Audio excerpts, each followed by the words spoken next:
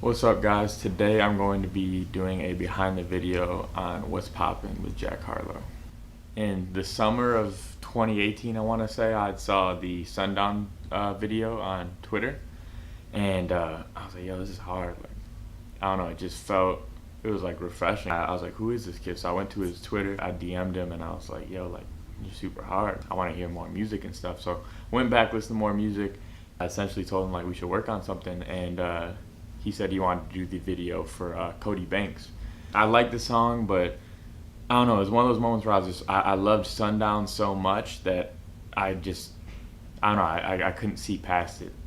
Cody Banks ended up being one of my favorite songs, but in the moment, said to keep sending music because the song was already out too, and I wanted to, just have our moment together and come out with something fresh. So then moving forward, he would send me songs every now and then. He'd send me packs of songs, and they were all good. He sent me the whole Confetti project, and we were trying to figure out which one would make sense off there to do. And I loved them all, but I just couldn't find the one that like was the one. And I knew me and Jack we had to have the one because it was gonna be a important and special moment. And I knew what he had and his charisma and his character. It was too perfect to not pick the absolutely perfect song. So in the process, up until shooting the video, the year and a half or whatever it was, we became super good friends. We even threw a New Year's party together, and he would send me songs, and I tell him I like them, but I was like, I don't know if any of these make sense for the video just yet. I don't think he got impatient, but he was just kind of like, I don't know, maybe confused. Right when he got off tour, he texted me. He's like, I'm about to lock in and make a ton of music. He sent me a pack, and What's Poppin' was the first song, and I was like, yo, like, this is crazy. This feels right. This is the one I want to do. But there's one thing I need you to do. He had sent me the song, and it was just a freestyle all the way through. When I say freestyle, I mean there was no hook on it. There's no chorus.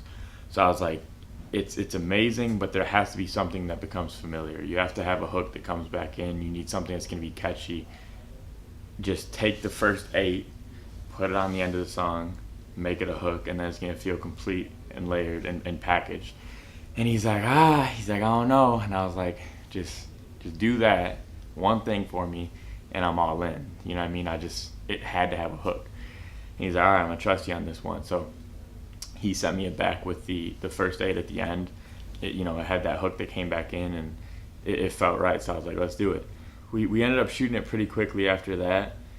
A few weeks before, I don't know what Jack and I were talking about, but I think he had just reached out and asked if I ever hit creative blocks, like creative roadblocks, and just kind of feel discouraged or anything. And I said, yeah, I'm actually going through one right now. I'm trying to write this short film, and I don't know, I just can't take the next step. I don't know if I'm like nervous or intimidated or just feel unexperienced. I don't know. And he's like, the only way to realize if you can do it or not is if you just do it. You just have to, keep pushing through. At the time, it was just the perfect advice that I needed to hear. The short film is revolved around a diner. The reason why I chose a diner was kind of to include Jack in this, overall process of when that short film does come out, and to theme it around the same general setting, and to, help me take another step forward with it. And it was just kind of like a way of motivating myself further, and Jack played a part in that as well. So that's the general idea on why I picked the diner. But also I wanted to pick a place where we didn't have to move around too much. We didn't have all these locations. We shoot at one general place. We shoot outside and inside. And instead of, having to do all these different sets and scenes, why don't we bring all these different set scenes to the diner in different areas? So let's bring all these different worlds into the diner and have fun with it. That's why, we had the scene where we turned the diner booth into a club section, and then we turned the diner booth into a bed, when he's talking about the set and bed sheets, and then the club section was when he's talking about being in the club with the Cardinals team. It's obviously still a diner, but it's like playing around with these worlds and just bringing a little bit of life to it. There's a lot of wordplay in the song, and it's very visual, so I wanted to bring that to life and transition it all as perfect as possible. So like when he says, I could put the ball in the end zone, put a bad bitch in the friend zone, he kind of passes the football from one side of the diner to the another side, and he's kind of in both of the scenes, and it's just it's a smooth transition, and it just keeps everything flowing well.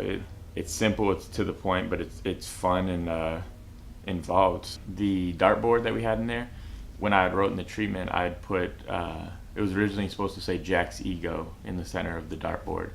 Then the moment I was like, you know what, it would make more sense to just have a picture of himself. I didn't want to grab some random Google image, so I was like, let's just take a few pictures right now. So I took a few pictures on my phone because I want it to be like the same outfit and general feel of where that day was going.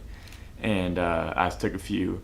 We picked one, printed it out real quick, cut out a circle, and put it on the dartboard. So it was just like, you know, fun little ideas throughout the day that came about. And the intros with the napkins, that was in between a shot. I was just doing something to make the most out of the time as we switched up some lighting.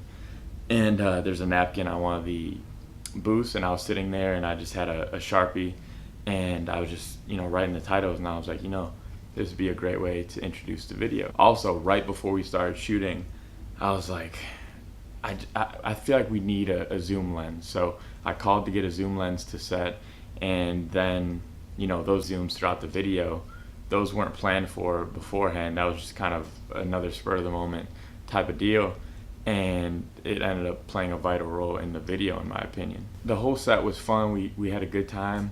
I'm pretty sure Jack was drunk towards the end of it, and we were just kind of going with the motions and having fun. Me and Jack have really good energy and synergy, so we played off each other well and had fun with it.